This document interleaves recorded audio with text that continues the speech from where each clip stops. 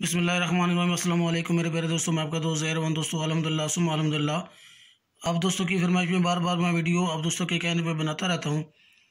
दोस्तों आज भी ये वीडियो बनाने का मकसद है कि आप दोस्तों को बताऊँ कि बिलिस्तान के पौधे की कितनी अक़साम है और रोगन बिलिस्तान, सफ़ेद और सुर्ख में क्या फ़र्क है। तो दोस्तों आप दोस्तों सिर्फ यही गुजारिश करूँगा कि मेरी वीडियो को शेयर कर दिया करें उन दोस्तों की मालूमात के लिए जो रोगन बिलिस्तान की मालूमात नहीं जानते। इसके अलावा आप दोस्तों को बताना मेरा फ़र्ज़ है कि हम रोगन बिलिस्तान, सऊदी अरब, मक्का मुकरमा और जद्दा, इसके अलावा पाकिस्तान, रावलपिंडी और मंडी बौलदीन इसके पौधे और रोगन सेल कर रहे हैं। इसके अलावा खसूस बिलखसूस हम दुबई में वो दोस्त जो रोगन बिलिस्तान दुबई में लेना चाहते हैं उनके लिए हमने दुबई में भी रोगन बिलिस्तान रखा हुआ है। जो भी दोस्त रोगन बिलिस्तान हासिल करना चाहता है नीचे दिए हुए व्हाट्सअप नंबर पर रब्ता करें, आपको रोगन बिलिस्तान इंशाल्लाह ओरिजिनल देंगे। अभी इसकी मालूमात आप दोस्तों को देने लगा हूँ। सफ़ेद हो यानी सुर्खी महल हो, थोड़ा इससे गाढ़ा हो या इससे भी गाढ़ा हो यानी कलेजी कलर जिसको कहते हैं पंजाबी में या उर्दू में, यानी ब्राउन, अरबी में इसको बुनी कहते हैं। इसमें क्या फ़र्क है और बिलिस्तान के पौधे की कितनी अक़साम है। तो दोस्तों सबसे पहले आप दोस्तों को बताना मेरा फ़र्ज़ है कि बिलिस्तान के पौधे की अक़साम मैंने क्योंकि काफ़ी वीडियो में बताया हुआ है, पहाड़ पे जाते हुए मैंने दिखाया हुआ है, तो उसको वीडियो को देखकर लोग मुझसे पूछे भाई हमें बिलिस्तान का पौधा जो ओरिजिनल वाला है वो चाहिए या फ़लाँ किस्म चाहिए। तो दोस्तों प्लीज़ आप आज बात ये गौर से सुने और वीडियो आखिर तक देखें। देखने के बाद इस वीडियो को शेयर करें, ज़रूर करें। तो दोस्तों ये बिलिस्तान का पौधा एक ही इसकी किस्म होती है, इसकी दूसरी कोई किस्म नहीं होती। काफ़ी लोग मुझे बताते हैं कि लोगों ने हमें बताया हुआ इसकी काफ़ी किस्में होती हैं, क्योंकि मुझे एक वीडियो काफ़ी माशाल्लाह वायरल हो चुकी है, उसमें मैंने इसके मुकम्मल इसके फ़र्क बताया हुआ है दूसरे पौधों के साथ। क्योंकि कुछ ऐसे पौधे पहाड़ पे पाए जाते हैं, बिल्कुल एक पौधा जो है वो तकरीबन उसके पत्ते, उसकी टहनियाँ बिलिस्तान के पौधे के साथ मिलती जुलती हैं। मैंने वीडियो में ये फ़र्क बताया हुआ है कि बिलिस्तान के पौधे के साथ इसकी टहनियाँ मिलती जुलती हैं, लेकिन ये नहीं बताया कि ये बिलिस्तान की दूसरी किस्म है। वो बिलिस्तान की किस्म नहीं है। हाँ बता उससे रोगन की तरह इसके जैसे रोगन होता है इसी तरह निकलता है, लेकिन इसमें फ़र्क क्या है। सबसे अहम सबसे ज़रूरी बात जो है फ़र्क ये है कि इसकी टहनी, मिसाल के तौर पर जितनी टहनी मेरे हाथ में है या इससे थोड़ी मोटाई टहनी को आप ऐसे काटेंगे, तोड़ेंगे तो उसके अंदर इतनी प्यारी खुशबू निकलेगी कि आप जैसे आपने कभी इसकी खुशबू देखी नहीं होगी। माशाल्लाह बहुत ज़बरदस्त, बहुत प्यारी खुशबू होगी। और इसके अलावा इसमें से रोगन निकलेगा। दूसरा जो पौधा होता है पहाड़ के ऊपर, उसको आप ऐसे ज़ोर से दबाएंगे या आप उसको तोड़ेंगे, उसके अंदर दूध नुमा एक चीज़ निकलेगी। वो रोगन बिलिस्तान नहीं है, वो दूसरा इसका एक और किस्म है, उसका नाम असरा है। उसके अंदर निकलने वाली चीज़ को मुर कहते हैं। तो दोस्तों रोगन बिलिस्तान का एक ही पौधा होता है। बाकी रहेगी बात रोगन बिलिस्तान के फ़र्क में, पहले आप देख सकते हैं इसके पत्ते। काफ़ी लोग मुझे वीडियो दिखाते रहते हैं भाई आप ये देखें, ये देखें, ये देखें कि ये बिलिस्तान का पौधा है। दोस्तों आप देख लें माशाल्लाह ये रोगन बिलिस्तान, इसके पत्ते कितने हैं। इसके टहनी के ऊपर देखें 5 पत्ते, यानी टहनी के साथ एक निकल रहा है पत्ता, आगे उसके 5 हिस्से हैं, 5 होंगे या 3 होंगे।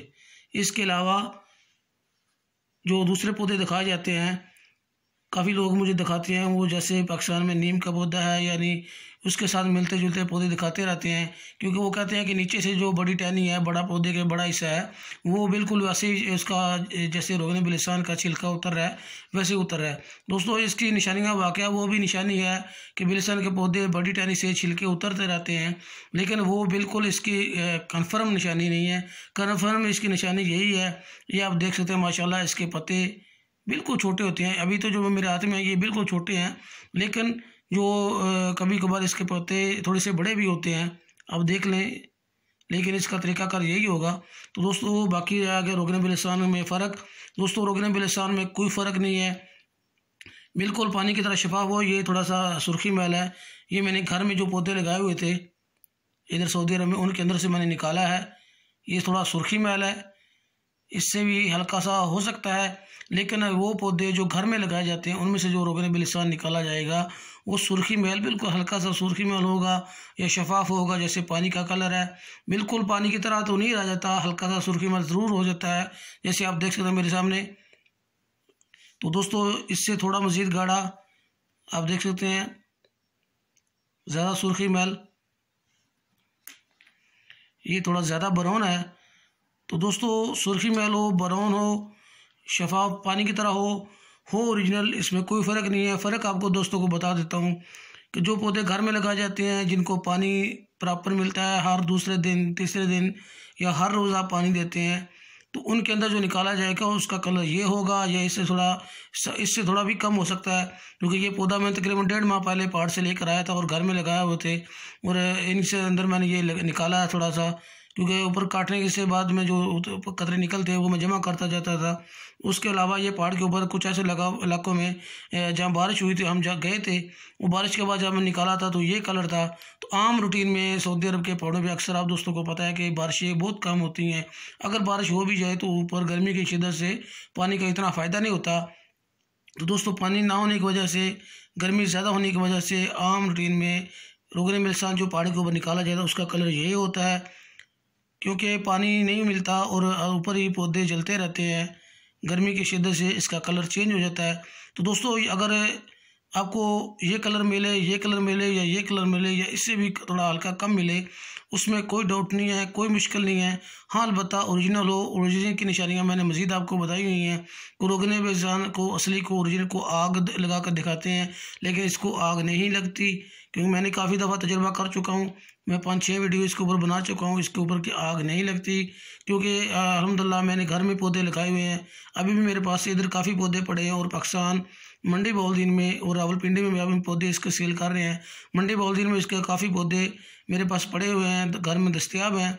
जो भी मेरा दोस्त रोगन बिलसान के पौधे पाकिस्तान मंडी बहाउद्दीन में लेना चाहता है तो नीचे दी वो व्हाट्सअप या ईमो पर रब्ता करें, तो उसके बाद आपको इसकी तस्वीर दिखाऊंगा, आपको पौधा दूंगा इंशाल्लाह। जो भी दोस्त पौधे हासिल करना चाहते हैं तो दोस्तों आप देख सकते हैं माशाल्लाह बिलसान की जो शाखें होंगी ऐसी ही होंगी जो पाकिस्तान में मेरे पास पौधे हैं। अभी माशाल्लाह उसकी शाखें स्टार्ट हो चुकी हैं, मैंने वीडियो बनाई हुई है, लेकिन पौधे सेल करने के बारे में अभी नहीं बनाई थी। इंशाल्लाह जल्दी जब शाखें थोड़ी बड़ी होंगी, क्योंकि अभी पौधों ने शाखें स्टार्ट की हुई हैं, जब थोड़ी सी बड़ी शाखें हो जाएगी इंशाल्लाह वीडियो बना के अपलोड ज़रूर करूँगा।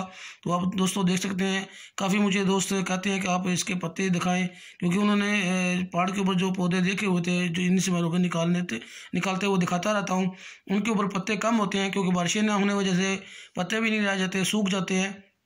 तो दोस्तों आप देख सकते हैं माशाल्लाह बहुत ही ज़बरदस्त, बहुत खुशबूदार अभी टहनियाँ मेरे पास हैं। तो दोस्तों उसके अलावा अगर आप पौधा घर में लगाएंगे, अगर आप उससे रोगन ना हासिल कर सकें, छोटे पौधे से रोगन तो हासिल नहीं किया जा सकता, लेकिन उसकी जो शाखें साइड पे जाती हैं उनको आस्ता छोटी छोटी काट के तकरीबन 1 इंच आधा इंच की टहनियाँ हाथ से काटनी है, लेकिन धोना नहीं है, हाथ से काट के ऐसे काटनी है आपने। अब देख सकते हैं माशाल्लाह जैसे जैसे मैं काटता जा रहा हूँ माशाल्लाह बहुत प्यारी खुशबू आ रही है। आप देखें दोस्तों ऐसे करके तकरीबन जितनी टहनी मैंने आपके सामने काटी है, इतनी टहनी काट के आपने रोज़ जो इसकी खुराक होती है 2 कतरे नीम गर्म दूध में डाल के अपने रोगन बिलसान के डालने हैं।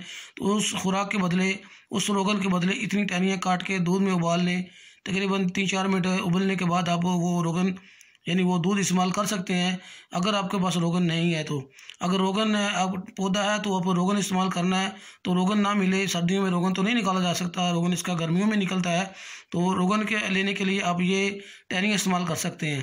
तो दोस्तों अपने दोस्त ज़हीर अमान को इजाज़त दें, इस वीडियो को ज़्यादा से ज़्यादा शेयर करें। मैं आपको दूसरे चैनल वालों की तरह अब ये नहीं कहूँगा इसको लाइक करो या आप इसको शेयर करो, शेयर ज़रूर करता हूँ, इसको ये नहीं कहता हूँ सब्सक्राइब करो। तो दोस्तों अपनी राय देने के लिए मज़ीद कोई वीडियो आप जो बनवाना चाहते हैं, जो मालूमात आप लेना चाहते हैं, वो आप मेरे पिछले चैनल पे दे सकते हैं, या अपनी कोई राय देने के लिए आप कमेंट्स में लिखें, अपनी राय दें। अगर मालूमात करनी है कोई पौधे के बारे में या रोगन के बारे में तो आप व्हाट्सअप इस्तेमाल कर सकते हैं या ईमो इस्तेमाल कर सकते हैं। तो दोस्तों अपने दोस्त ज़हीर अमान को इजाज़त दें, दुआ में याद रखें। अल्लाह हाफिज़।